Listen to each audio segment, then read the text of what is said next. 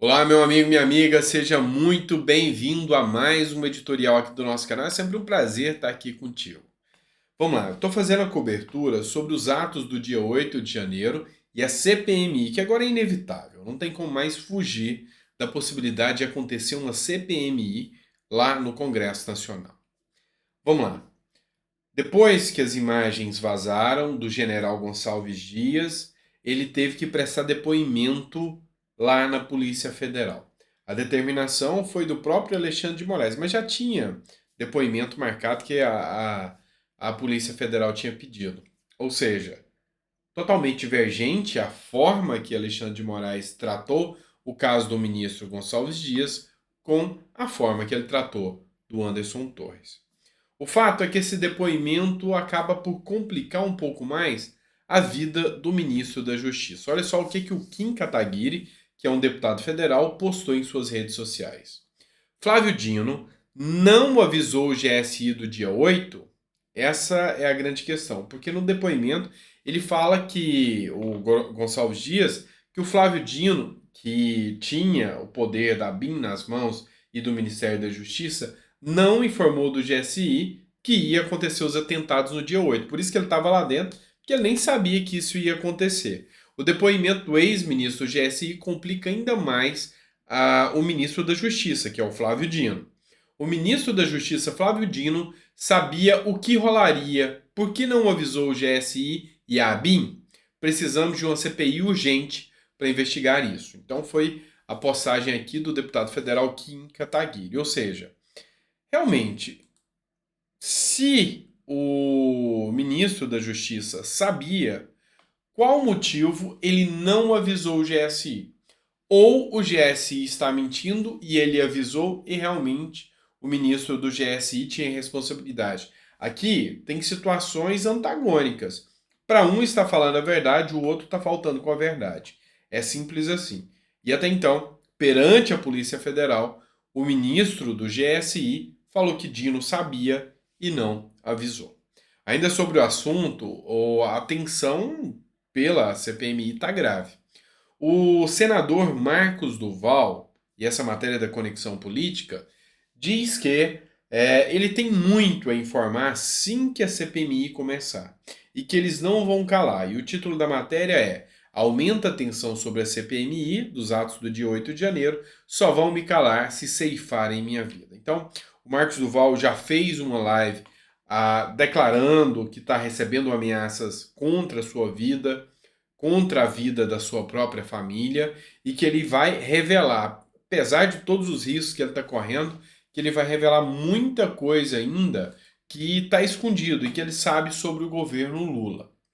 A Carta Capital, que é um jornal de esquerda, um site de esquerda, fez uma defesa, assim em coro, como a Globo, outros sites, fizeram uma defesa do Lula e disseram o seguinte: Lula não tem responsabilidade nenhuma, porque Lula não tinha conhecimento das imagens do 8 de janeiro reveladas na quarta-feira. Isso aqui, quem falou foi o ministro Pimenta, tá? O Paulo Pimenta, que é ministro do governo Lula. Ele falou que realmente Lula não sabia de nada. Deixou claro que Lula não sabia de nada. Agora a gente começa com o primeiro conflito aqui da narrativa. Vamos lá. Se Lula não sabia de nada, como Lula colocou sob sigilo a íntegra das imagens dos ataques golpistas no Planalto? Vamos lá. Se Lula não sabia, se o governo não tinha conhecimento e essa informação ficou só no GSI, como o GSI colocou sigilo sobre essas filmagens? Já começa o primeiro ponto aí de indagação. Segundo ponto de indagação, o ministro do GSI, que caiu, o Gonçalves Dias, desmentiu o Lula. Ele falou que está surpreso com a afirmação do Lula de que não sabia de nada, e ele disse que Lula sabia de tudo. Que Lula sabia, inclusive, do caso das câmeras do Planalto, e o ex-ministro-chefe disse à revista Oeste que o governo sabia, inclusive, sobre sua presença no local. Então, não teve nada. O Gonçalves Dias também chegou a dizer que o pessoal lá, os funcionários da GSI, traíram ele e ele não sabia de nada e a responsabilidade era só dos militares que estavam no GSI que agiram daquela forma. Então, assim, tem muita informação desencontrada. Mas o fato é o seguinte: um ponto foi divulgado, inclusive em várias matérias, em vários jornais, mas foram repostados pelo Carlos Bolsonaro. Lula diz que não tinha conhecimento das imagens. Dá uma olhada nesse vídeo. Temos filmagem, sabe, das câmeras que mostra quem participou, quem não participou. Disseram que as imagens não existiam porque o sistema de câmeras não estava funcionando. Sabe, nós sabemos quem foi negligente e quem não foi negligente. O presidente não sabia, então? Não, o presidente, na verdade, não sabia. Vocês viram aqui que a filmagem fica registrada. Lula falou que tinha as filmagens, que sabia exatamente quem participou ou não participou e sabia que dava para identificar todas essas pessoas. O Lindenberg desmentiu o Lula, tá? Alguma coisa está errada aqui nessa informação, porque, de novo, assim como no caso do GSI e do Ministério da Justiça, algum dos dois não está falando a verdade. Está faltando com a verdade. Porque se um diz que tem as filmagens e o outro diz que não, um dos dois está mentindo. E o que deixa claro aqui é que Lula deve estar falando a verdade na primeira fala e desmentindo a sua verdade na segunda. Na primeira ele fala que tinha as imagens. Na segunda ele já fala que não tinha.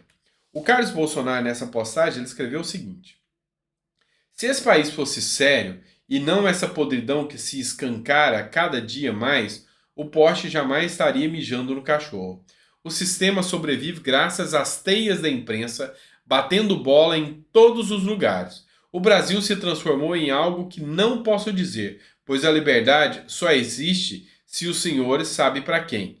É nojento o que estamos vivendo. Então, expôs aqui o seu desabafo aqui sobre tudo que está acontecendo.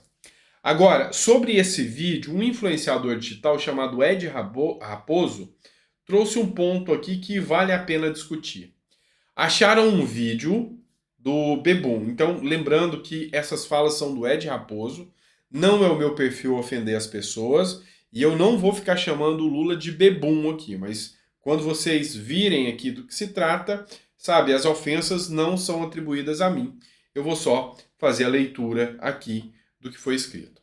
Acharam um vídeo do Bebum dizendo que existiam vídeos de 8 de janeiro e que dava para identificar todo mundo. Agora, vamos às perguntas. Então, o vídeo que ele se refere é esse vídeo que eu acabei de postar para vocês, onde o Luiz Inácio Lula da Silva, ele declara que tinha as filmagens e sabia muito bem quem participou e quem não participou. Ok? As perguntas que merecem, sim, uma indagação mais aprofundada. Por que a Polícia Federal disse então que conhecia os vídeos, mas não havia identificado Gonçalves Dias? Esse é um ponto a se saber. Por que a Polícia Federal tinha vídeo e não conheceu Gonçalves Dias?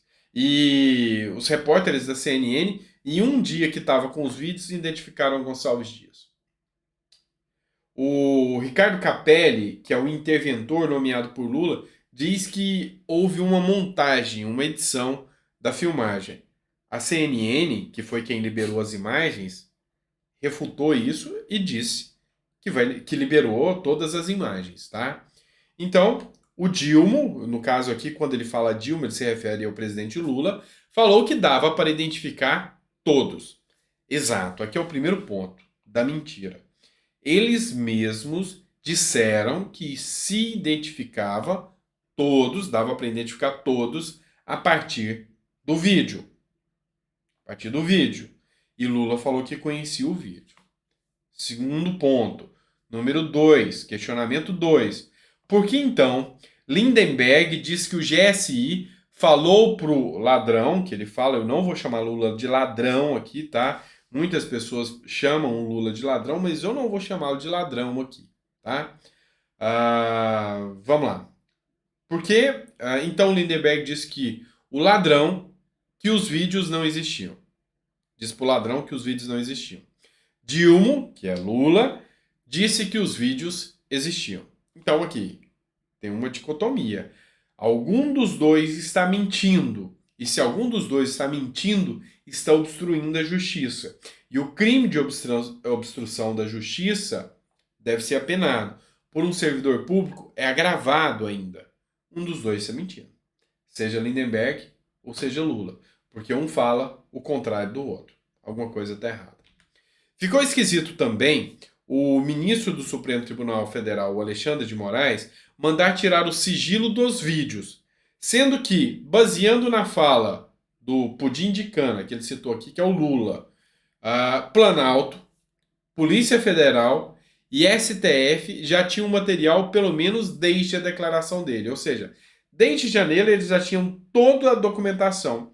O porquê eles pediram agora a quebra do sigilo, se eles já tinham toda a documentação.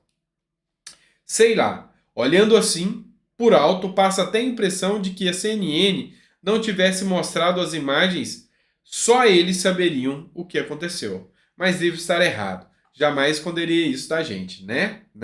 Ou seja, foi irônico aqui, dizendo que se a CNN nunca revela essas imagens, o povo brasileiro nunca saberia o que efetivamente aconteceu. Então, a cada passo que acontece, a cada momento que acontece, a gente vê que o governo Lula se aprofunda ainda mais nesse pântano que se tornou a CPMI dos atos do dia 8 de janeiro. A alternativa deles agora é dominar e controlar a narrativa, coisa que cabe ao Lira não permitir que isso aconteça, cabe à Câmara dos Deputados entender que quem é autor da CPMI é que pode designar o seu presidente, tá certo? Então, agora cabe a nós estar observando o que está acontecendo nessa CPMI e estar fiscalizando. Mas o fato é que muitas coisas, muitas divergências ainda vão surgir nesse assunto aqui e eu vou trazer em primeira mão para vocês, tá certo?